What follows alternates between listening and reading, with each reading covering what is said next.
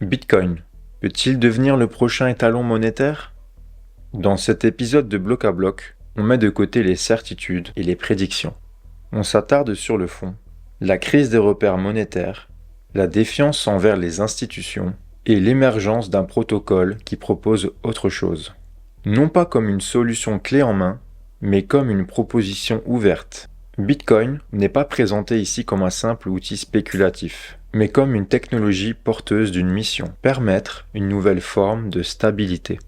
Au moment de cet enregistrement, le Bitcoin vient de dépasser les 109 000 $, un niveau historique. Depuis janvier 2024, son prix a été multiplié par 2,4, passant d'environ 44 000 $ à plus de 109 000 $. Le cours du Bitcoin est désormais supérieur à celui d'un kilo d'or, 109 000 $ contre environ 106 500 $.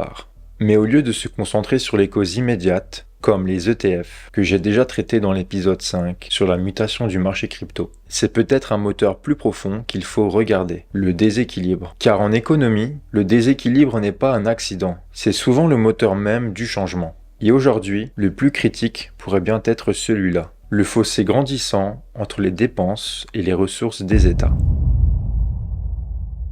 L'économie mondiale repose sur des déséquilibres insoutenables. Aux États-Unis, la charge nette d'intérêt sur la dette publique a atteint environ 882 milliards de dollars en 2024, soit près de 18% des recettes fiscales fédérales. Certaines projections estiment qu'elle pourrait dépasser les 1000 milliards de dollars d'ici peu, représentant jusqu'à 24% des recettes si l'on inclut l'ensemble des composantes. Une dynamique préoccupante. Les paiements d'intérêt ont désormais dépassé les dépenses militaires, marquant une première historique dans le budget fédéral. Face à cela, les États ont trois options, trois impasses en réalité. Première option, réduire les dépenses publiques. Mais soyons réalistes. Politiquement, c'est explosif. Dans un contexte social déjà sous tension, qui prendra le risque de couper dans la santé, les retraites ou l'éducation? C'est une ligne rouge que peu de gouvernements osent franchir. Deuxième option, augmenter les impôts. Là aussi, les marges sont faibles. En France, la pression fiscale représente déjà 43,2% du PIB et 25,2% aux États-Unis. Troisième et dernière option, dévaluer la monnaie. C'est la voie discrète, celle qu'on évite de nommer. Mais en clair,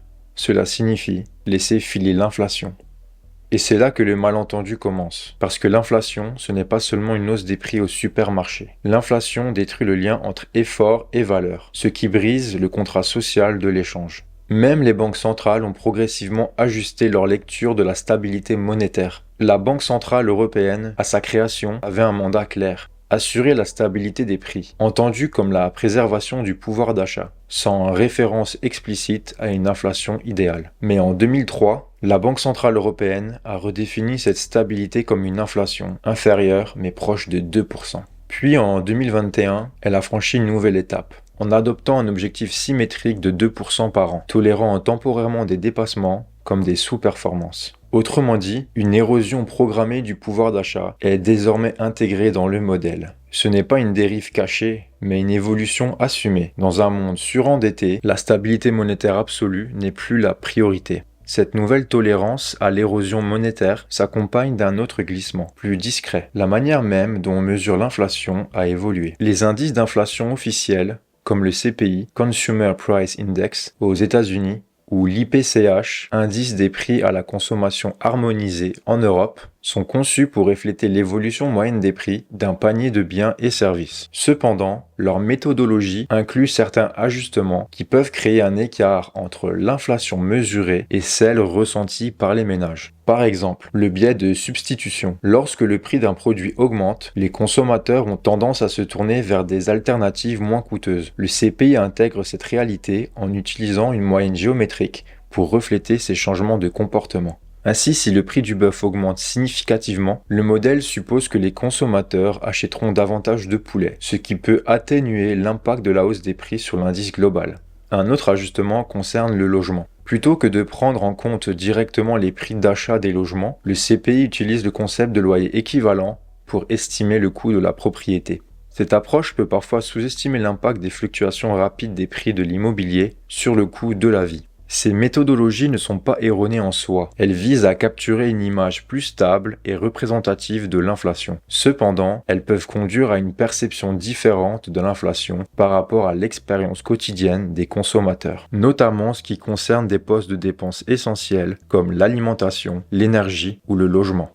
Dans ce brouillard, Bitcoin ne donne pas de réponse toute faite, mais il pose une question simple. Et si les talons de demain reposaient sur des règles fixes plutôt que sur des décisions humaines? Chaque activité économique, produire, échanger, stocker, repose sur un acte fondamental, mesurer la valeur. Comme on utilise des unités fixes pour la température en degrés, le temps en secondes ou la distance en mètres, il faut un repère stable pour la valeur. Aujourd'hui, cet étalon, c'est le dollar. Mais le dollar n'est pas un étalon neutre. Il est centralisé, soumis à des ajustements politiques et exposé à l'inflation. Il reflète davantage les choix de politique monétaire que les dynamiques réelles de l'économie. C'est à ce niveau que Bitcoin devient pertinent. Il ne remplit pas encore ce rôle, mais il incarne une promesse, celle d'un repère de valeur stable, transparent et difficilement altérable, adapté à l'ère numérique. Mais au-delà de la technique, c'est une autre idée que Bitcoin remet en lumière, celle de la responsabilité. Dans une économie saine, les actions doivent avoir des conséquences. C'est le principe de l'aléa moral. Si un acteur prend des risques excessifs ou gère mal ses ressources, il en subit les répercussions. Pendant longtemps, ce mécanisme s'appliquait aussi aux États. Dans les années 1980, la France par exemple a dû revoir sa politique économique sous la pression des marchés. Un phénomène qu'on a appelé le tournant de la rigueur. Aujourd'hui, cette logique semble s'être affaiblie. La capacité des marchés à imposer des contraintes s'est réduite face à l'intervention croissante des banques centrales. Face à une crise, on ne laisse plus le système encaisser la douleur. On injecte des liquidités. On stabilise artificiellement. Est-ce une solution? Une fuite en avant? Une forme de gestion transitoire? C'est toute la question. L'analogie souvent utilisée est celle de la médecine. On apaise les symptômes avec des analgésiques économiques sans toujours traiter les causes structurelles. On pense gagner du temps, mais à long terme, il se pourrait qu'on en perde. Bitcoin propose une architecture où les règles sont fixes, transparentes, distribuées. Sans promettre de solution globale, il pose une question simple. Et si la forme du système monétaire influençait nos choix économiques? Bitcoin ne cherche pas à tout faire. Il ne promet ni rendement garanti, ni innovation permanente. Sa promesse est sobre, offrir un repère fiable pour conserver et transmettre de la valeur dans le temps. 5 propriétés fondamentales définissent cette proposition. Il est numérique, comme la grande majorité de la monnaie actuelle. Il est incorruptible, par conception cryptographique. Il est pair à pair, sans intermédiaire de confiance. Il est décentralisé, gouverné par un algorithme partagé et validé par des milliers de nœuds indépendants. Et surtout, il est rare, avec une émission limitée à 21 millions d'unités. Ces caractéristiques ne cherchent pas à concurrencer tous les usages. Elles ciblent une fonction précise, celle de mesure et de réserve de valeur. Et dans cet objectif, la simplicité devient une force. Dans l'écosystème des crypto-monnaies, tous les projets ne poursuivent pas le même objectif. Certains, comme Ethereum ou Solana, ne cherchent pas à devenir une monnaie, mais plutôt des plateformes technologiques, des espaces numériques où l'on peut automatiser des contrats, héberger des applications ou gérer des actifs de manière décentralisée. On les appelle souvent des blockchains utilitaires, car elles servent à faire fonctionner des services, un peu comme un système d'exploitation. Ces outils sont puissants, innovants, parfois complexes. Mais cette utilité technique crée une instabilité de prix, car plus un actif est utilisé à des fins multiples, plus sa valeur dépend de la demande, de l'usage, des modes technologiques. C'est comme le pétrole, indispensable dans l'économie, mais trop instable pour servir d'unité de mesure. Plus son prix fluctue, moins il peut jouer le rôle de repère. C'est ici que Bitcoin se distingue. Il ne cherche pas à faire fonctionner des applications. Il ne promet pas d'usages multiples. Il assume une fonction unique. C'est un projet de monnaie. Mesurer, conserver et transmettre la valeur. Et dans ce cadre, la simplicité devient une nécessité. Il est encore trop tôt pour dire quelle trajectoire suivra Bitcoin. Mais une chose est claire. Il ne cherche pas à tout faire. Il propose une fonction unique mais exigeante. Être un repère, un socle dans un environnement incertain.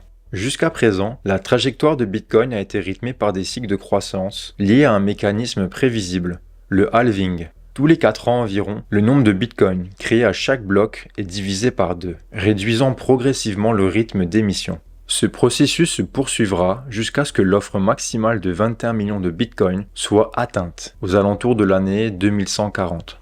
En 2025, près de 94,6% des bitcoins ont déjà été émis, soit environ 19,87 millions sur les 21 millions programmés. À ce stade, le levier de rareté lié à l'émission s'atténue et la dynamique se déplace. C'est désormais l'adoption qui devient le principal moteur de valeur. On peut y voir une forme de bascule physique, comme un satellite atteignant sa vitesse de libération. Bitcoin pourrait progressivement s'extraire de l'attraction du système monétaire traditionnel pour entrer dans une trajectoire autonome, tirée non plus par la rareté, mais par la force croissante de son réseau d'utilisateurs.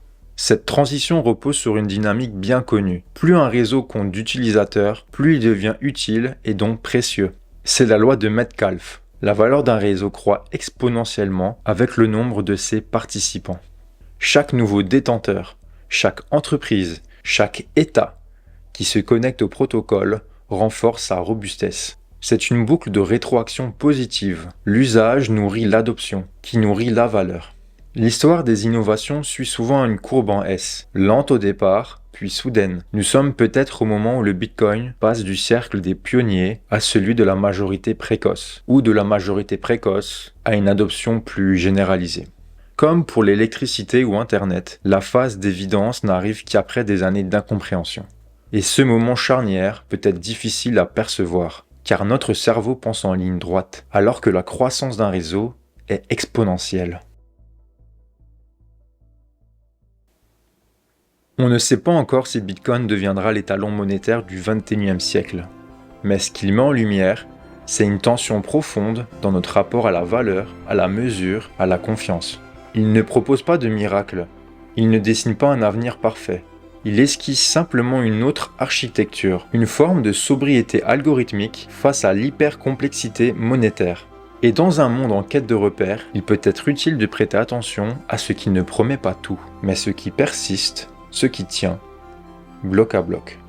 Cette réflexion ne cherche ni à convaincre, ni à prédire. Elle pose des questions, elle explore des possibles, sans dogme, sans biais. Parce que penser le futur, c'est déjà le construire.